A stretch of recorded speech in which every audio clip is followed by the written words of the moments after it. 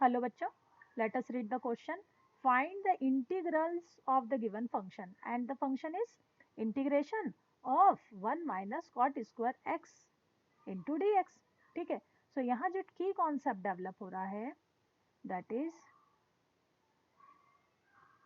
key concept will be by the trigonometric identities. What can we write? 1 plus cot square x is equals to cosec square x. Okay, so now we can write cot square x is equals to cosec square x minus 1. Okay, now what about the integration of cosec है ना, यहाँ पे cosec लिखेंगे हम.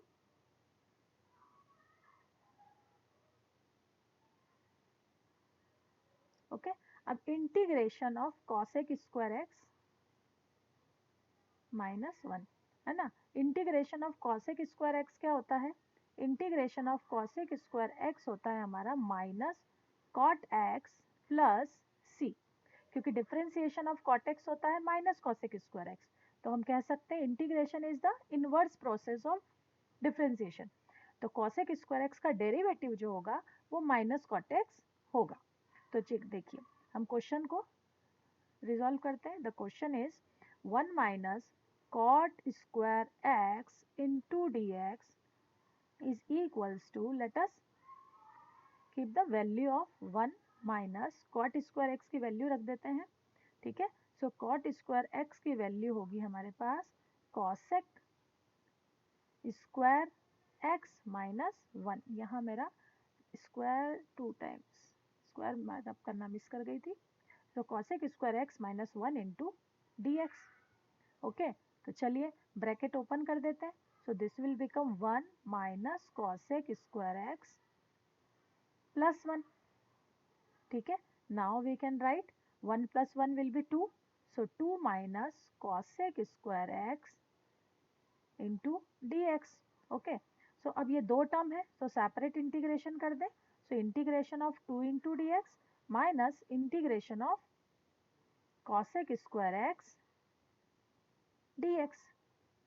ठीक है, so now it will become 2 का जो इंटीग्रेशन 2 इंटीग्रेशन से बाहर हो जाएगा, so this will be constant term है ना, 1 into d x we can write. ठीक है, now integration of cosec square x dx. तो चलिए देखें क्या हो जाएगा आगे. किसी भी इंटीग्रेशन, यहाँ की कॉन्सेप्ट में हम लिख लेते हैं कि integration of any constant term, ठीक है, k इंटू डी एक्स कह सकते हैं या 1 ही लिखते हैं इसको, तो बेटर क्लियर रहेगा कि अगर इंटीग्रेशन ऑफ 1 का इंटीग्रेशन हमेशा क्या होगा, x.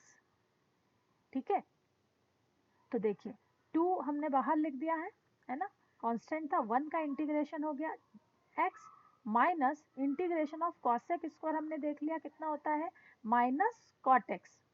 ठीक है, सो यहाँ पर हम लिख देंगे minus and minus cot x. अब इंटीग्रेशन कांस्टेंट होगा, हम समझ सकते हैं कि इसका इंटीग्रेशन कांस्टेंट भी कुछ c है और इसका इंटीग्रेशन भी कांस्टेंट c है.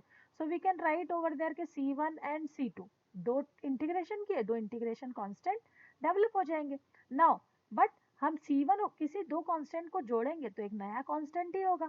So we can write 2, integration का सिंबल यहाँ हो गया.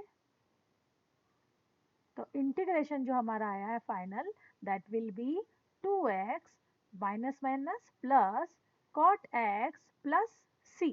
c1 एंड c2 का जो सम है हमने क्या ले लिया, कुछ c. So that will be our final answer. I hope this is clear to you. Thank you.